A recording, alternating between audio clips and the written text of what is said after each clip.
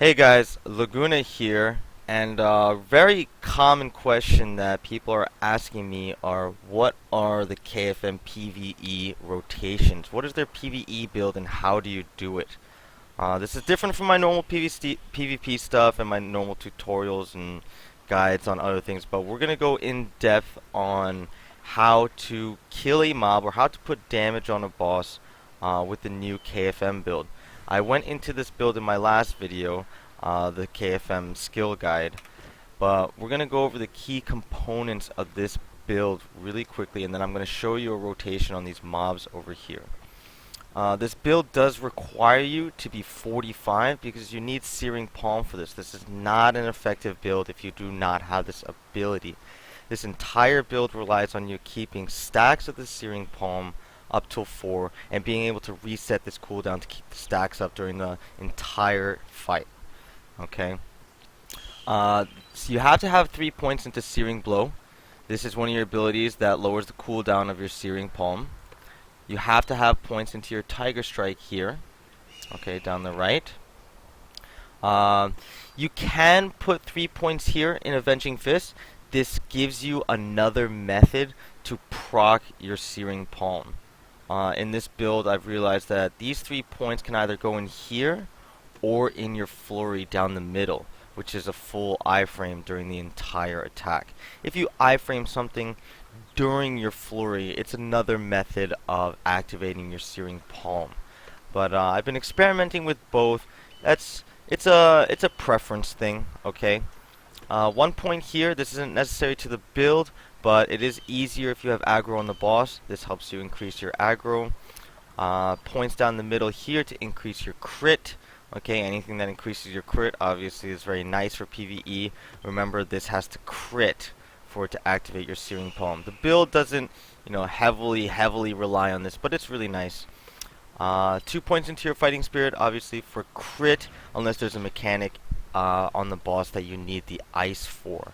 Okay. I like to put 3 points into your Comet Strike here. Anytime you evade an attack, you get an instant shot on your Comet Strike. Okay. So this is always really nice. It makes it an instant cooldown, doesn't give it a cooldown. And then 3 points into your block on the right for increased threat generation on successful block. Okay, so now with your Searing Palm, you're probably wondering, how do I keep stacks? How do I get to each stage of the Searing Palm? Here I'm going to leave this up here for a little bit so you can read the effects of it. I will also copy these effects into my description, and I will also copy the prerequisites to activating each stage of your Searing Palm in the description as well. Okay, there are 4 stages to Searing Palm. Depending on the stage of your Searing Palm, your leading palm will do more damage. Your leading palm damage is directly related to the stage of your Searing Palm. Okay, so let's give you guys a quick example of how to get these stacks. You can get stacks of Searing Palm by 1, evading with your QE. Okay, both Q and E work. Okay, they work separately as well. Okay, you can iframe with Flurry. You can use your Avenging Fist. You can use your Shin Kick if you have the mob CC'd. Okay, these are all really nice tactics to get in it. And you can use your leading palm if you want to activate it. This is it's okay to use, but remember, if you use your leading palm to activate it, you won't get the damage at the max stage because your leading palm will be on cooldown. But one of the major ways to activate your Searing Palm is your Hellfire Kick.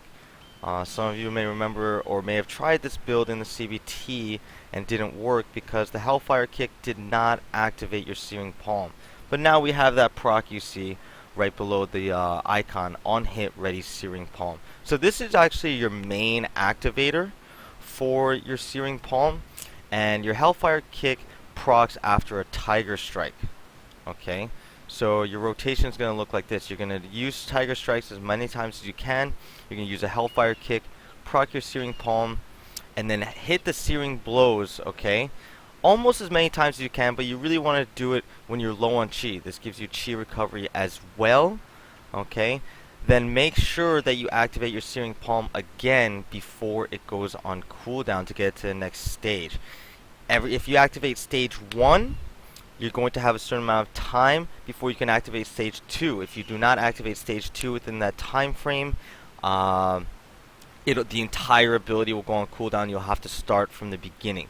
This is one of the things that makes KFM PvP a little bit more difficult than other classes. You have a lot of cooldowns to keep track of while maintaining aggro and doing DPS to a boss.